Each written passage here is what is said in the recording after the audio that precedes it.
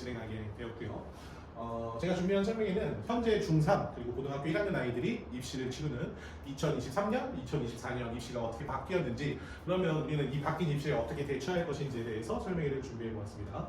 자, 시작해 보도록 하겠습니다.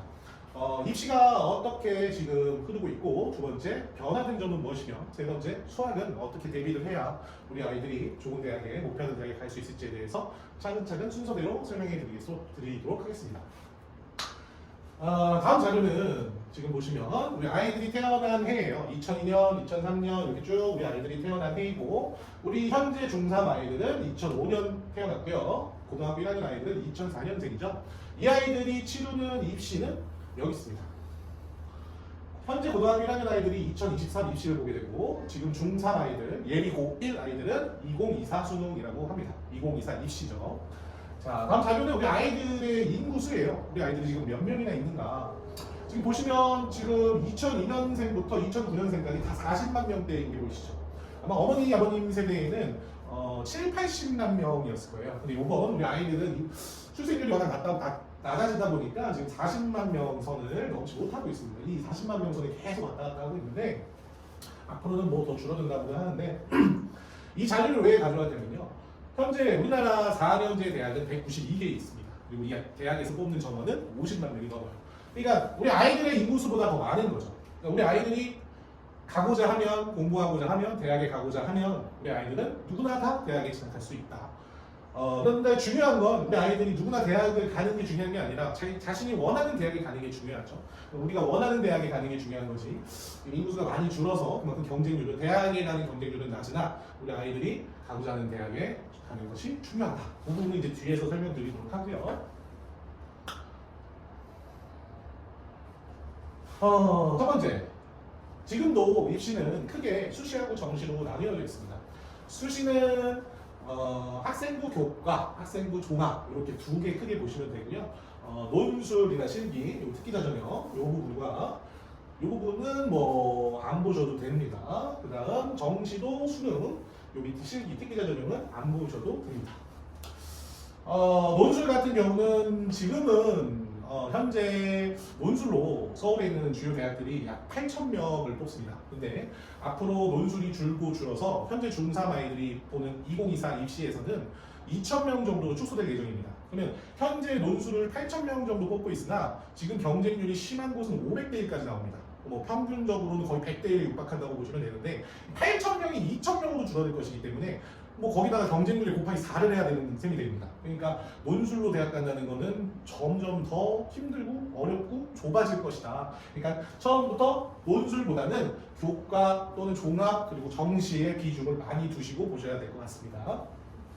자, 일단 가장 중요한 게 바로 학생부 교과 그리고 학생부 종합 그리고 정시인데요. 학생부 교과와 종합을 구분을 하실 수 있으셔야 됩니다. 교과와 종합의 차이점은, 교과는 내신이에요. 그래서 내신만 보는 겁니다. 이 아이의 그 어떤 것도 보지 않고 내신 점수만, 등급만 보는 게 교과 전형이고, 종합 전형 같은 경우는 내신에다가 플러스 서류가 들어가요. 뭐 면접도 들어갈 수 있고요. 여기서 말하는 서류는 학생부가 됩니다. 학교 생활 기록부, 학교에서 어떤 생활을 했느냐. 자, 두 전형이 평가가 다른데요. 교과 전형과 종합 전형은 평가하는 방식이 달라요. 교과 전형은 대부분 정성 평가를 하고요. 아니죠. 반대로 해야 되는데 정량 평가를 하고요. 종합 전형 같은 경우는 정성 평가를 합니다. 정량 평가를 하는 교과 전형, 정성 평가를 하는 종합 전형은 어떻게 다르냐면요. A 학생과 B 학생이 있습니다. 예를 들어서. 근데 A 학생은 내신이 평균 등급이 2등급입니다.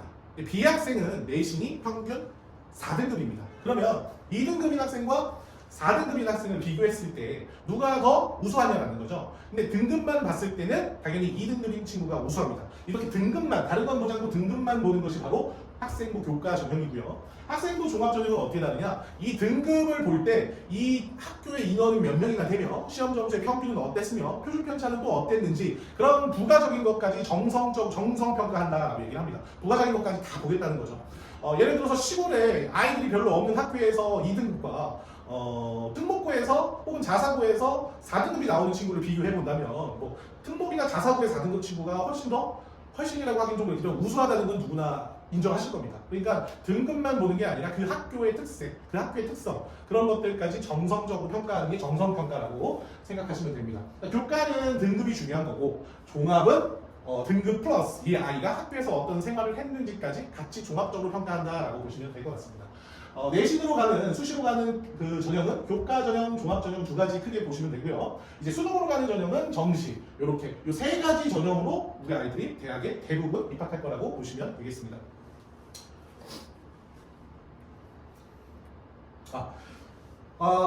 수시 전형과 정시 전형에는 제한 횟수가 있어요. 그래서 무한대로 전형을 지원할 수 있는 건 아니고요. 수시 전형 같은 경우는 6번, 6장의 지원을 할 수 있고요. 정시 전형 같은 경우는 가군, 나군, 다군 3번의 기회가 있습니다. 그래서 수시는 6개, 정시는 3개, 총 9개의 카드로 우리 아이들이 대학을 진학하게 될 텐데요.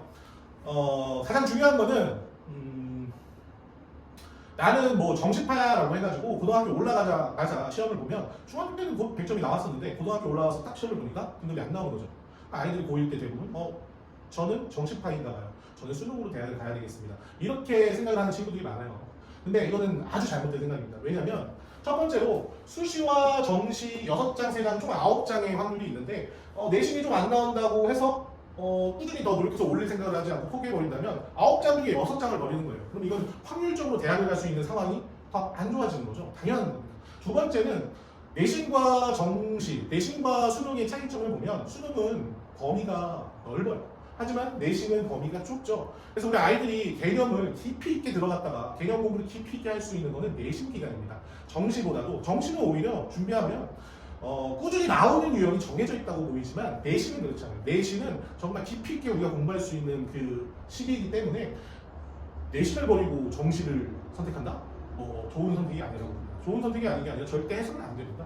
그리고 수시를 내신을 버리고 정시에 올인해서 잘 되는 케이스도 그렇게 흔치 않습니다. 거의 찾아보기 힘들다고 장담할 수 있습니다. 그래서 우리 아이들은 수시와 정시를 동시에 준비해야 입시에 있어서 확률을 높이는 것이고 공부 또한 더 알차게 할 수 있는 거죠. 내신 기간에 우리 아이들이 보통 2주 정도 잡고 공부를 시작하고 또 시험 하루 앞두고는 밤도 새고 이렇게 공부를 하는데 내신 버리고 정시만 준비한다면 이 친구들은 내신 기간에 그만큼 정시 준비할까요? 하지 않습니다. 정시 준비하는 친구들은 내신 기간에 오히려 놀걸요. 그래서 내신을 버리고 정시를 이렇게 선택한다는 건 좋은 방법이 아닙니다. 그래서 우리 아이들이 고1 올라가서 생각했던 것만큼 점수가 안 나오고 등급이 안 나올 때 포기하려고 한다면 절대 포기시키면 안 됩니다. 포기시키지 말고 끝까지 최선을 다해서 조금씩이라도 성적이 올라갈 수 있게끔 아이들한테 계속 상담을 통해서 꾸준히 열심히 최선을 포기하지 않는 그런 부분을 우리가 그런 환경을 조성을 좀 해줘야 되겠습니다.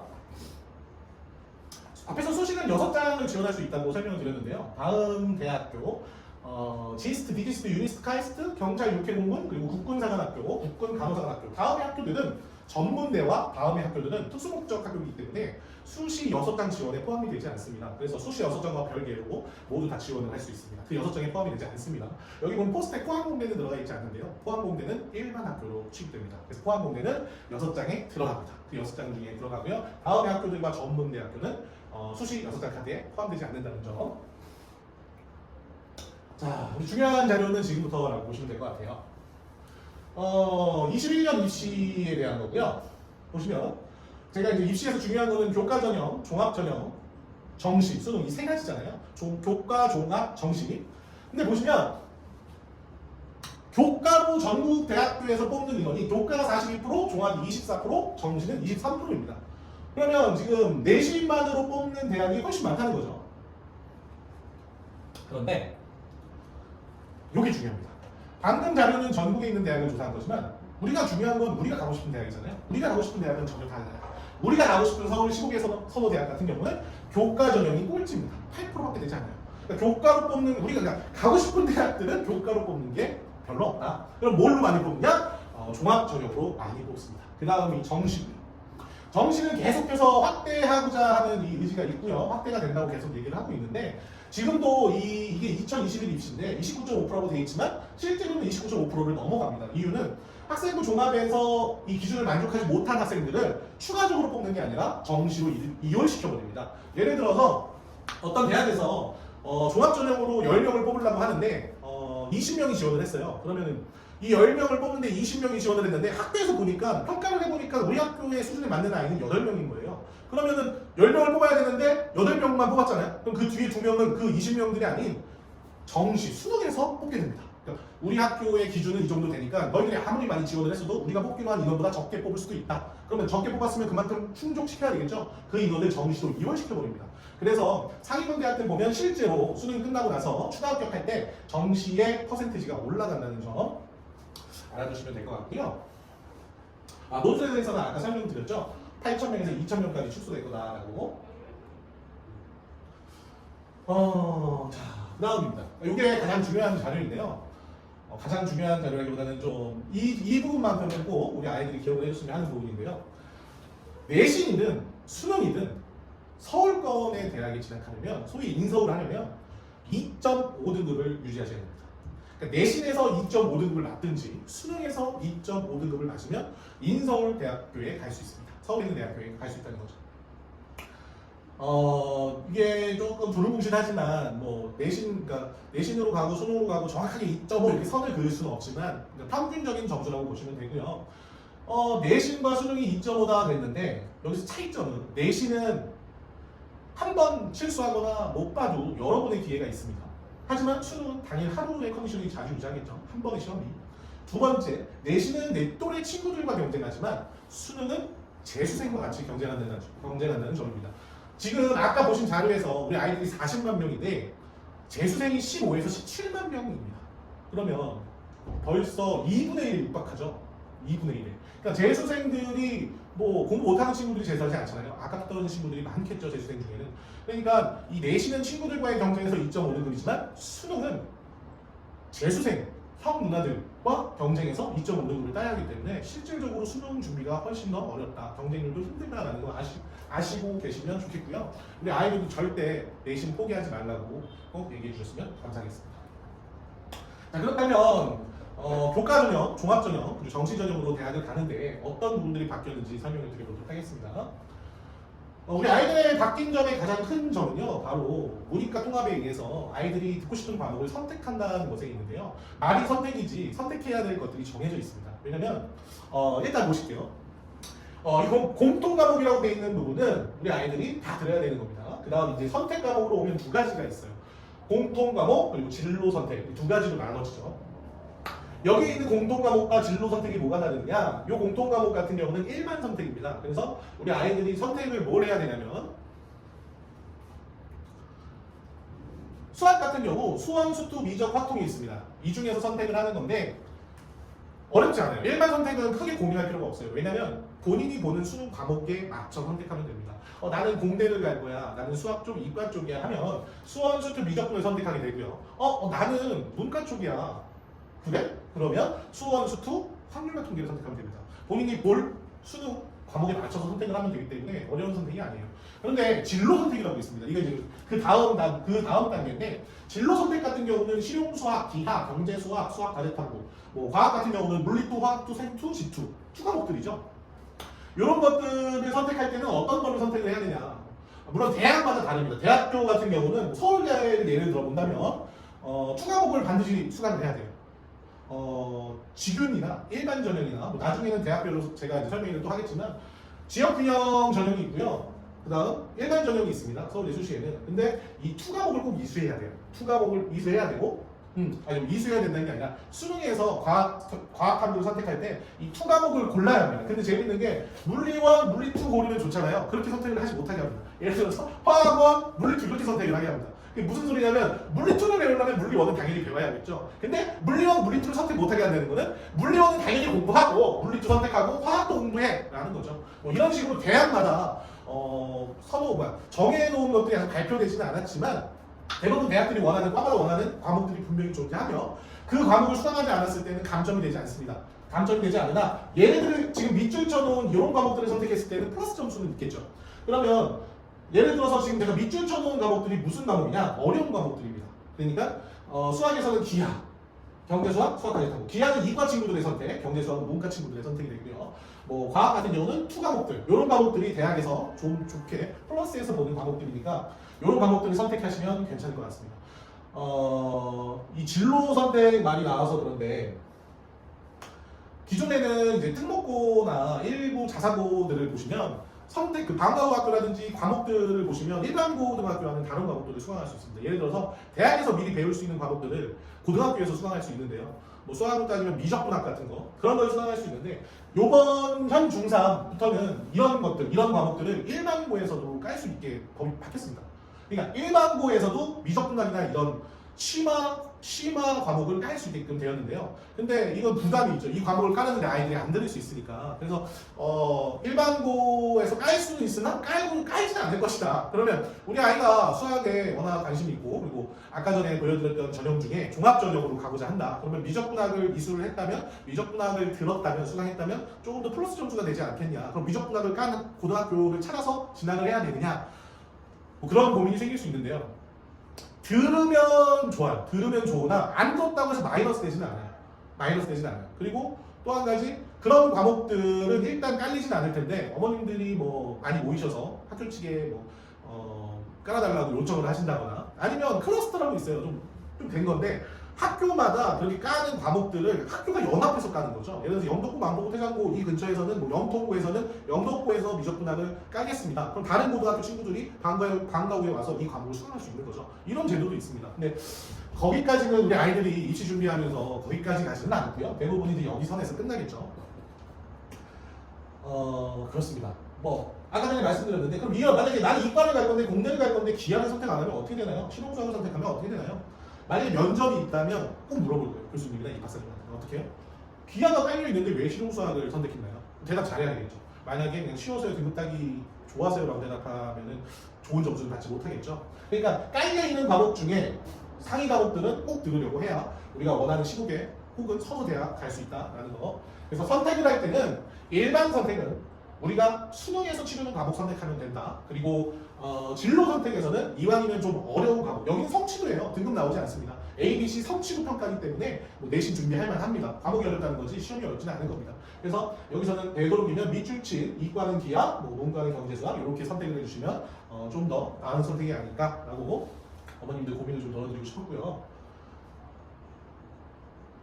지금 현재 우리 아이들이 예비 중3, 예비 고1이죠. 지금 중3 여기 있고요. 고1 여기 있습니다. 지금 이렇게 보시면 될 것 같아요. 이렇게. 지금 교육과정이 바뀌면서 수능이 어떻게 바뀌고 내신이 어떻게 바뀌고 자기소개서, 교사추천서, 학생부, 고입은 어떻게 변하는지에 대해서 만들었는데요. 글씨가 좀 작아서 잘 안 보이시죠?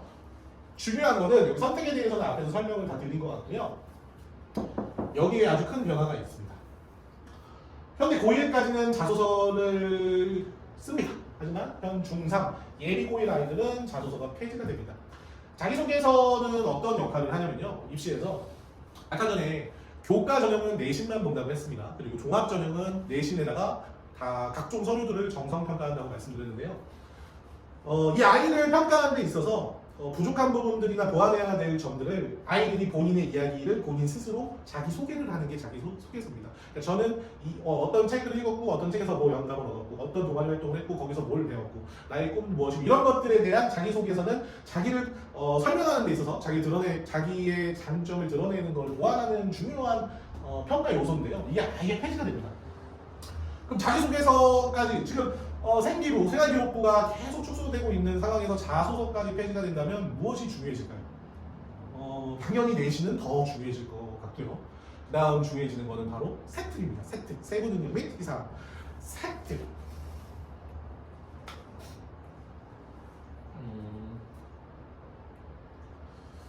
자, 요게 이제 일명 우리 아이들은 이 세특이라고 부르는 세부 능력 및 특기사항인데 이 세특은 선생님들이 직접 써주시는 겁니다. 우리 아이들의 선생님이 물리 선생님이 물리를 써주시고요, 과학 선생님, 수학 선생님이 수학을 써주시고 영어 선생님이 영어를 써주시는 겁니다. 이 아이에 대한 평가를 각 과목 선생님들이 평가를 내려주시는 거죠. 그러니까 대학에서는 이 세특 자료를 가장 신경 써서 보게 됩니다. 그러니까 어떻게 보면은 이 세특이야말로 학생부에서 내신과 같은 영향을 하는 거죠. 이게 진짜 내신인 거죠. 종합전형에서는 가장 중요한 게 바로 이 녀석인 거죠.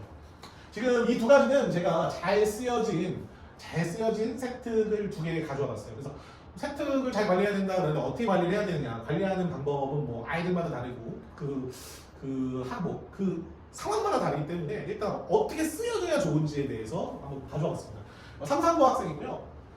의대에 진학했습니다. 꿈이 의사인 아이로서 유전자단원에서 깊은 관심을 드러냈고 점심시간을 활용해 도서관에서 DNA라는 책을 빌렸고 노트를 활용해 심화 공부를 시작했고 그래도 모르는 부분은 인터넷이나 다른 서적을 통해 궁금증을 해결했으며 그래도 해결이 안 되면 교무실에 와서 물어서라도 끝까지 해결해낸 잠재력이 있는 아이다. 굉장히 좋은 내용이죠. 이렇게 쓰이려면 섹트에 이 선생님이 이렇게 써주시려면 이 아이가 해야겠죠. 어떤 걸? 이 안에 있는 실제 행동들을 한 거죠. 책을 빌려서 받고 그거에 대한 독후감 이런 거를 제출했을 테고 이런 활동들을 이 아이가 했기 때문에 선생님이 써주시지 없는 말을 써주시지는 않습니다. 이런 게 있어요. 선생님 교사들이 뭐 좋은 단어는 아니지만 성추행이나 폭력 같은 게 기록이 되면 시간이 지나면 지워집니다. 근데 이런 걸 허위로 작성해 주는 것도 성적 비리에 해당하거든요. 성적 비리는 죽을 때까지 지워지지 않아요. 그러니까 아주 예민한 부분이죠, 선생님들한테는. 그래서 이런 거를 선생님들은 웬만하면 허위로 써주지 않습니다. 심지어 용인외대부고를 용인외대부고 워낙 명문이잖아요, 유명하고. 이 용인외대부고 같은 경우는 대학들이 가장 신뢰하는 이 학생들을 가장 신뢰하는 학교라고 합니다. 왜냐면은 이 학교에서는 이걸 굉장히 철저하게 관리하거든요. 아이들이 거짓으로 보고를 한다거나 이런 거를 학교에서 이미 철저하게 걸러내고 있는 사실만 써준다고 하거든요. 그래서 용인외대부고의 이 학생부 종합 전형에 뭐 신뢰가 워낙 좋으니까 많이 뽑힌다고 합니다.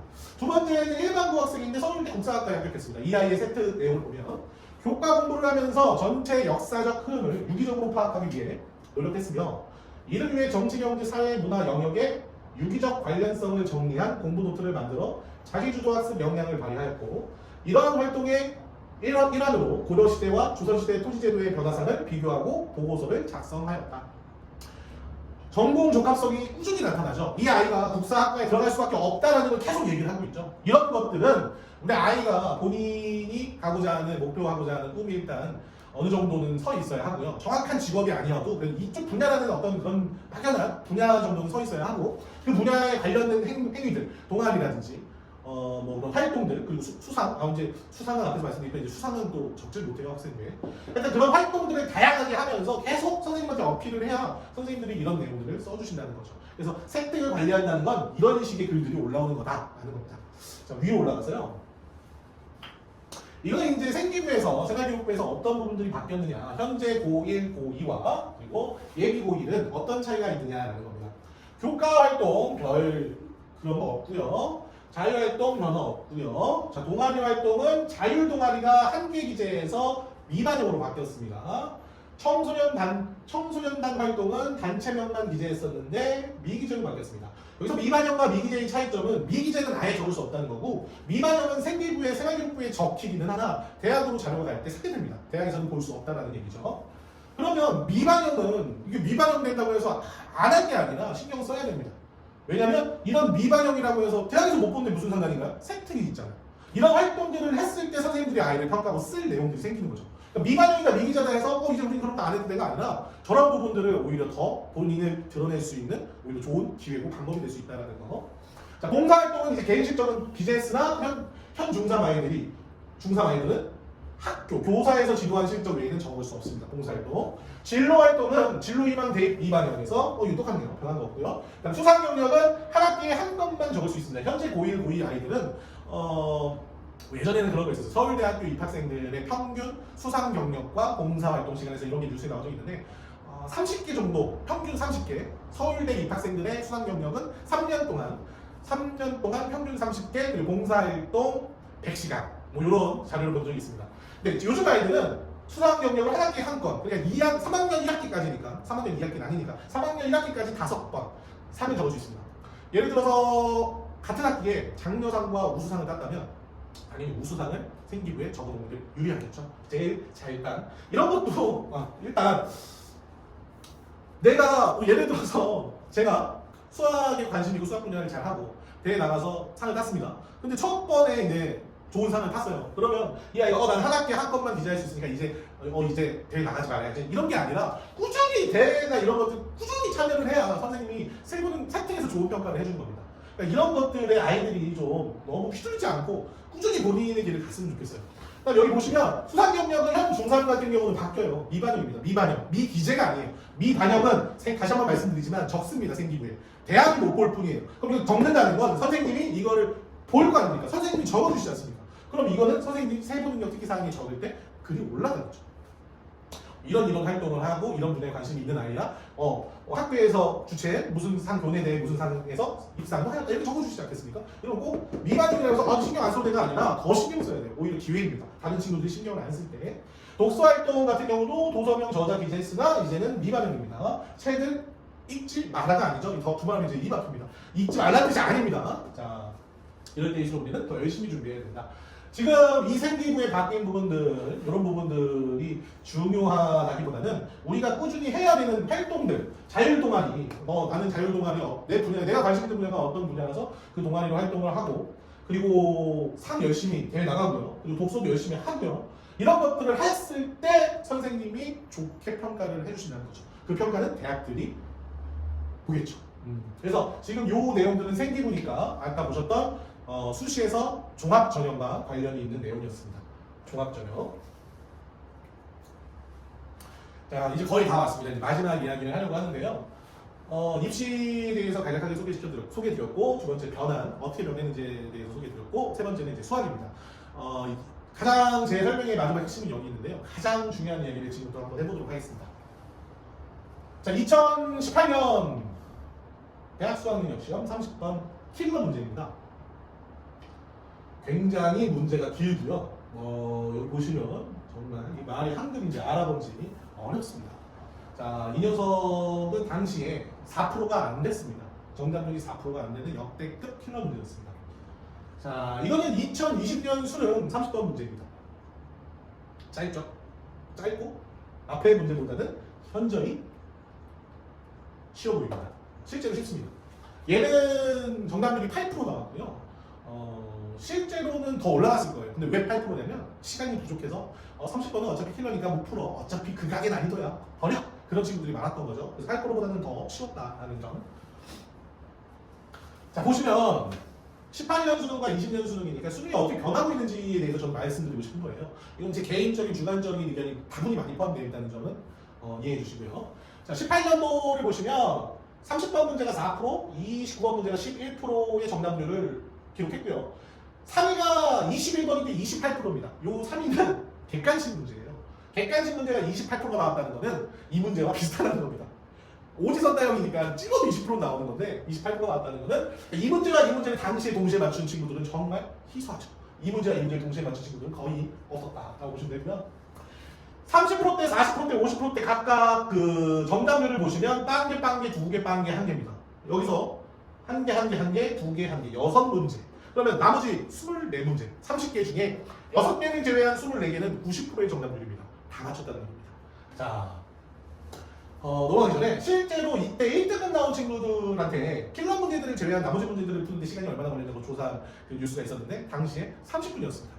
27문제를 푸는데 30분이 걸렸다는 건 1분에 한 문제꼴로 풀었다는 거죠. 그러면 수능에서 100분을 주어지는데 30분을 27개에 썼으니 3문제나 70분을 쏟은 겁니다. 그러니까 이 중에서도 이 3개가 아닌 한두 개에 집중해서 맞추면 1등급인 거죠. 자, 2020년 수능을 보시면요. 아까 전에 보여드렸던 30번 8%고요. 22%, 31%, 하나, 둘, 둘, 넷. 다르죠. 많이 변했습니다. 자, 하나, 5개, 7, 9, 13문제입니다. 여기는 6문제가 변별력을 가지고 있었고, 여기는 지금 13문제가 변별력을 가지고 있습니다. 6대 13, 2배가 넘죠. 그러니까 요즘 수능은 이렇게 가고 있습니다. 요즘 수능은 그럼 이런 극악의 킬러 문제들이 나오나? 그렇지 않습니다. 이런 걸 이제 준킬러라고 합니다. 준킬러. 킬러보다는 쉽고, 그래도 어려운 문제, 준킬러 문제. 그러면 요즘 수능은 이런 흐름인데, 준킬러들이 많아진 이런 흐름인데, 이 시험이 변별력이 있는 거죠. 등급을 가르는. 이 친구 같은 경우는 2018 수능 같은 경우는 변별력이 없습니다. 아이들을 수준별로 이걸 다 찢어줘야 되는데, 이렇게 돼야지 변별력이 생기는 거죠. 요즘 수능은 이렇게 가고 있다는 거죠. 이 수능 이야기를 왜 드렸냐면요. 자, 지금부터 제가 보여드리는 자료는 올해 기말고사예요. 1학년. 올해 1학년 아이들 기말고사고, 안포고, 태산고, 영덕고 학교 시험지에서 제가 발췌했습니다. 자, 이 시험지 보시면, 자, 2009년 모의고사 문제와 똑같습니다. 숫자 변형됐고요. 보시면 숫자가 변형된 거 보이시죠? 자, 두 번째. 이 문제도 앞에 문제도 만포고였는데 이 문제도 만포고입니다. 올해 기말고사입니다. 논술형 10점짜리였고요. 2015년 모의고사 문제와 동일합니다. 같은 문제라고 봐야죠. F-5, F5, F-3, F4 같은 문제라고 보시겠죠. 모의고사 문제고요. 만포고 올해 기말고사입니다. 자, 이 문제. 회장고 똑같죠? 이건 모의고사입니다. 2008년 모의고사. 이거는 태장. 자, 이것도 요거는 태장, 태장고 영덕고 왕포인가요? 영덕고 왕포였던 것 같습니다. 보시면 이 그림하고 이 그림하고 똑같습니다. 이거는 이제 세운 거죠. 똑같은 그림입니다. 똑같은 사이즈. 82, 82 똑같은 그림, 똑같은 문제고요. 요거 찾는데 오래 걸렸습니다. 정말 오래 걸린 이 문제 찾는데 오래 걸렸는데 2009년도 모의고사에 나왔던 문제입니다. 이거를 이렇게. 자, 지금 보신 이 문제들이 다 올해 기말고사 문제들이고 다 모의고사에서 변형되거나 그대로 나왔다는 거죠. 그러면 제가 이 얘기를 왜 드리냐면 수능이 변화되고 있어요. 수능이 변하고 있습니다. 준킬러 위주로 변하고 있습니다. 자, 이때는 2년 전만 해도 이 주변에 있는 학교들 내신이 어떻게 나왔냐면 교과서 위주였습니다. 교과서 위주. 뭐 그럼 교과서 위주로 나오면 뭐 시험이 쉬운 거 아닌가요? 쉽습니다. 그러면 뭐 100점이 뭐 40명 나오고 그런 거 아니에요? 그렇지 않습니다. 교과서 위주로 나와도 숫자만 바꾸고 내용 살짝씩 변경하면 아이들 100점 안 나오게 할 수 있습니다. 그때도 그게 100점이 많지는 않았어요. 변별력이 오히려 더 좋았어요. 근데 이때는 왜 그랬냐면 어차피 이 극악의 문제, 극악의 킬러 문제는 풀 수 없어요. 이거는 왜 킬러 문제, 이 킬러 문제의 유래가 어디서 왔냐면 수능 시험이 어려워지면 재수나 삼수를 조장하게 돼요. 그러니까 평가원이 욕을 먹는 거죠. 야, 시험 어려우니까 자꾸 애들 재수하고 삼수하고 사교육만 크는 거 아니냐 이렇게 되는 거죠. 그래서 고민을 한 겁니다. 그러면 애들이 어려워해야 되는데 현역이나 고3이나 재수생이나 똑같이 어려워할 게 뭐가 있을까? 그래서 나오기 킬러예요. 그래서 어떻게 했느냐? 처음 보는 유형을 만듭니다. 처음 보는 유형을 만들어서 아이들은 당황한 거죠. 그게 킬러인데 요즘의 킬러는 그렇지 않다는 거죠. 요즘은 준킬러라고 해서 풀만 하다라는 거죠. 그러니까 이때는 야 어차피 킬러 앞에서 다 모여. 그러니까 변별력이 없으니까 교과서에서 내도 충분히 아이를 변별할 수 있고 공부도 공부대로 시킬 수 있다. 근데 요즘에는 수능이 바뀐다. 준킬러 풀어야 합니다. 모의고사 문제 풀어야 됩니다. 그러니까 학교 내신도 모의고사를 준비하기 시작한 거죠. 물론 뭐 학교 선생님들이 모의고사 여기서 낼 거야 하고 프린트를 주는 학교도 있는 반면 아예 안 주는 학교도 있어요. 그러니까 어디 모의고사에 나올지 모르는 거죠. 모의고사 모음집을 통해서 아이들이 대비를 해야 되는데 대비되냐 되지 않습니다. 제가 실제로 아이들 모의고사 문제지만 뭐 2달 동안 풀린 다음에 시험 보게 했는데 틀리더라고요. 방법이 없다는 게 아니라 일단 제가 말씀드리고 싶은 건 교과서 위주의 내신을 이제 벗어나서 모의고사급의 문제들을 대비하는 시대가 왔다라는 거. 그리고 옛날에는 뭐 학원에 뭐 등록한 지 2달이면 3달이면 충분히 내신 대비 교과서 위주로 대비시키면 되니까 충분했지만 지금은 불가능합니다. 지금은 그렇게 단시간에 아이의 실력을 모의고사 문제들까지 올릴 수 있는 그런 시스템은 아닌 것 같습니다. 지금은 조금 더 깊이 있게 조금 더 많은 시간을 투자해서 공부해야만 이제 좋은 등급을 딸 수 있는 시대가 왔다고 저는 개인적으로 제 내비션입니다. 개인적인 분석인 거죠. 그래서 내신의 핵심은 그런 모의고사 문제를 풀어야 하는데 21문제를 50분 동안 풀려면 문제당 2분 컷이 돼야 돼요. 문제당 2분에서 2분 30초 컷인데 그런 문제를 풀려면 30초 컷으로 끊어줘야 됩니다. 기본 문제는 한 8개에서 12개 정도 문제는 30초 컷으로 끊어서 시간 확보를 한다면 그 모의고사 문제를 이제 선택을 하는 거죠. 뭐 8개가 나왔다 그러면 8개 중에 4개를 선택한다든지 4개가 나왔다 그러면 4개 중에 풀 수 있는 거 풀만한 거 2개를 선택한다는 거지. 이렇게 선택과 집중을 잘 해야 좋은 등급을 맞을 수 있는 시험으로 바뀌었습니다. 그래서 저희 학원도 많은 준비를 하고 있고 많은 교재와 그리고 수업 방식도 많이 변화하고 있는데요. 일단 제가 준비한 영상은 자료는 여기까지입니다. 우리 아이들이 아무쪼록 원하는 대학에 목표하는 대학에 잘 갈 수 있도록 수학만큼은 저희 학원에서 책임지고 열심히 잘 지도해 보도록 하겠습니다. 설명회를 지금까지 시청해 주셔서 감사드립니다.